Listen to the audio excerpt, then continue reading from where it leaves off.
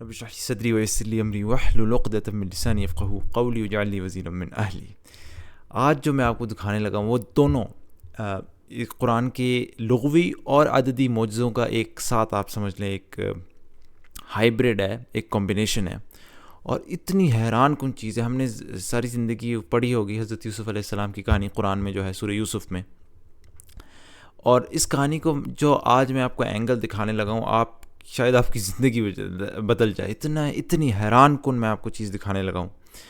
اگر آپ نے ویسی کہانی نہیں پڑھی تو آپ پڑھ سکتے ہیں، اسے زیادہ دیر نہیں لگے گی، 10-15 منٹ میں، زیادہ صفحات بھی نہیں ہے، ایسی 10-15 صفحے کے اندر یہ کہانی ہے، اس کا ترجمہ پڑھ لیں، اور نہیں بھی پڑھتے تو بھی کوئی مسئلہ نہیں، میں آپ کو دکھاتا ہوں۔ اس کہانی کے میں نے یہاں پہ آپ کے سامنے 12 حصے کیے ہوئے، ان کا ایک حصہ میں آپ کو دکھاتا ہوں موٹا موٹا کہ اس کہانی میں کیا ہوتا ہے۔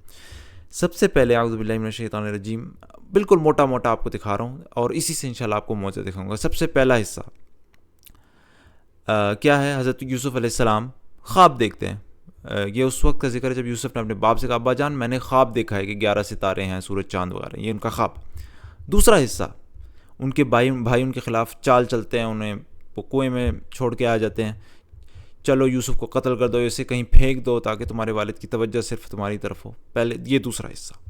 تیسرا حصہ، وہ عورت جو ہے اس کو حضرت یوسف علیہ السلام کو پھسلانے کی کوشش کرتی ہے، جس عورت کے گھر میں وہ تھا وہ اس پر ڈورے ڈالنے لگی اور ایک روز دروازہ بند کر کے بولی آ جا، انہیں اپنی طرف مائل کرتی ہے۔ پھر چوتھا حصہ، عورتیں جو باقی عورتیں ہیں وہ بھی حضرت یوسف علیہ السلام کی طرف مائل ہوتی ہیں۔ اس نے یوسف کی طرف اشارہ کیا، اور جب ان عورتوں نے ان کی نگاہ پڑی تو وہ دنگ رہ گئی اور اپنا ہاتھ کاٹ بیٹھیں، اور پھر وہ بھی حضرت یوسف علیہ السلام کو ان کی طرف جو مائل ہوتی ہیں۔ یوسف نے کہا، یہ لوگ اے میرے رب، قید مجھے منظور ہے بنسبت اس کے کہ میں وہ کام کروں جو یہ لوگ مجھ سے چاہتے ہیں، یعنی عورتیں بھی انہیں اپنی طرف مائل کرنا چاہتی ہیں۔ پانچواں حصہ، یاد رکھیے گا یہ پانچواں حصہ ہے۔ اس کے بعد یوسف علیہ السلام کا وہ وقت قید میں شروع ہوتا ہے کہ پھر ان لوگوں کو یہ سوجی کہ ایک مدت کے لیے اسے قید کر دیں، پھر وہ ان کے قید کے اندر سارا وقت گزرتا ہے۔ پھر چھٹا حصہ، بادشاہ جو ہے ایک روز بادشاہ خواب دیکھتا ہے، بادشاہ نے کہا میں نے خواب دیکھا ہے، اور پھر ان کا سارا خواب کا ذکر ہوتا ہے۔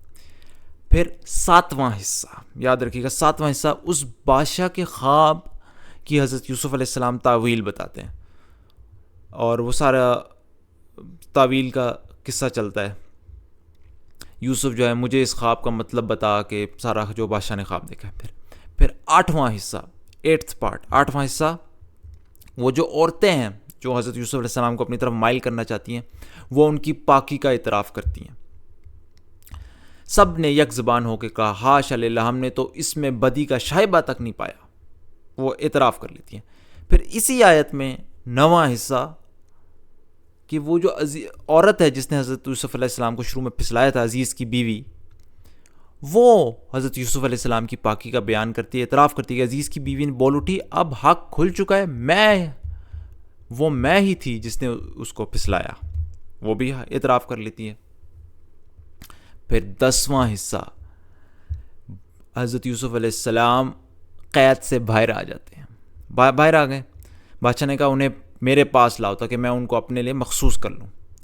پھر اس کہانی کا 11واں حصہ، جو بھائی تھے جنہوں نے کنویں میں ڈالا تھا، سارے مصر کے چکر لگا کر آخرکار ان کی کہانی چلتی ہے، وہ اپنے گناہ کا اعتراف کر دیتے ہیں، کہتے ہیں با خدا کہ تم کو اللہ نے ہم پر فضیل بخشی اور واقعی ہم خطا کار تھے، وہ اپنے گناہ کا اعتراف کر لیتے ہیں۔ اور آخری حصہ جو حضرت یوسف علیہ السلام نے خواب دیکھا تھا اس کی تعویل، یہ ہے میرے اس خواب کی تعبیر، اس خواب کی جو میں نے پہلے دیکھا تھا، یہ تعبیر ہے میرے اس خواب کی جو میں نے پہلے دیکھا۔ آخر میں 12واں حصہ۔ اب آپ خوبصورتی دیکھیں اس پورے قصے کی، سبحان اللہ۔ شروع میں پہلے حصے میں کہانی میں حضرت یوسف علیہ السلام خواب دیکھتے ہیں، آخر سے پہلے حصے میں اس خواب کی تعبیر بیان ہوتی ہے۔ شروع سے دوسرے حصے میں یوسف علیہ السلام کے بھائی ان کے خلاف چال چلتے ہیں، اور شروع سے دوسرے حصے میں، آخر سے دوسرے حصے میں یعنی 11ویں حصے میں اس بھائی اپنے گناہ کا اعتراف کر لیتے ہیں۔ شروع سے تیسرے حصے میں وہ عورت عزیز مصر کی بیوی حضرت یوسف علیہ السلام کو پھسلاتی ہے، اور آخر سے تیسرے حصے میں وہ اپنے گناہ کا اعتراف کرتی ہے، وہ اپنے گناہ کا اعتراف کرتی ہے۔ پھر شروع سے چوتھے حصے میں وہ عورتیں حضرت یوسف علیہ السلام کو اپنی طرف مائل کرتے ہیں، اور شروع سے آخر سے چوتھے حصے میں وہ عورتیں حضرت یوسف علیہ السلام کی پاکی بیان کرتی ہیں۔ پھر شروع سے 5ویں حصے میں سبحان اللہ حضرت یوسف علیہ السلام قید میں چلے جاتے ہیں، اور آخر سے 5ویں حصے میں وہ قید سے باہر آ جاتے ہیں۔ شروع سے 6ٹھے حصے میں بادشاہ خواب دیکھتا ہے، آخر سے 6ٹھے حصے میں اس خواب کی تعبیر۔ سبحان اللہ، یہ کہانی کوئی آپ کو لگتا ہے کہ وہ جو لوگ کہتے ہیں کہ انہوں نے حضور صلی اللہ علیہ وسلم نے کسی سے لے لی، کسی سے چوری کی، کہ کوئی ان کو بتا رہا ہے، یا کسی نے الٹ ٹپ بیٹھ کے لکھ لی، یہ کوئی ایسی چیز ہے؟ اتنی سوچی سمجھی ترتیب اس کہانی کی۔ اور صرف یہی نہیں، میں نے آپ کو کہا تھا اس میں ایک عددی معجزہ بھی ہے۔ کتنے حصے ہیں اس کے؟ شروع 1 2 3 4 5 6 7 8 9 10 11 12 حصے میں نے آپ کو اس کہانی کے بتائے۔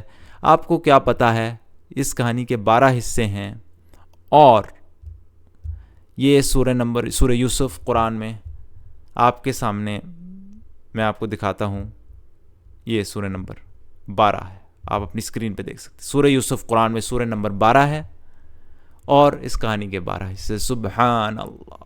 اب بلکہ میں آپ کو کیا کہوں، آیت نمبر ہی 4 ہے، میں اس سے پچھلی آیت آپ کو دکھا دیتا ہوں تاکہ آپ کو یقین ہو جائے۔ قرآن یقیناً کہتا ہے اس سورت کے شروع میں آیت نمبر 3 میں، اے محمد صلی اللہ علیہ وسلم، ہم اس قرآن کو تمہاری طرف وحی کر کے بہترین پیرائے میں واقعات اور حقائق تم سے بیان کرتے ہیں۔ نحن نقص علیک احسن القصص۔ سبحان اللہ۔ اب میں کیا کہوں، میرے پاس الفاظ نہیں، آپ خود ہی سوچ لیں کہ کیا یہ کسی انسان کا لکھا ہوا کلام ہے؟ اور یہ صرف ایک مثال ہے قرآن کے اس لغوی اور عددی معجزے کی۔ قرآن بھرا ہوا ہے، یہ تو میں صرف آپ کو دکھا رہا ہوں، یہ کون سا 103 نمبر ہے میرے خیال معجزہ، بھرا ہوا ہے قرآن معجزات سے۔ یہ ایک بندہ، ایک انسان یا پوری انسانیت بھی مل کے ایک کتاب کے اندر ایسی چیزیں ڈال سکتی ہے، اور اس سیم ٹائم پہ انسان کو ہر دنیا کے ہر دائرۂ زندگی میں ہدایت بھی دے رہی ہو۔ کیا یہ ممکن ہے؟ ذرا سوچئے۔ اس کے بعد میرے پاس کوئی الفاظ نہیں، فیصلہ آپ نہیں کرنا ہے کہ اللہ کی کتاب ہے کہ نہیں۔ سبحانک اللہم و بحمدک، اشہد ان لا الہ الا انت، استغفرک و اتوب الیک۔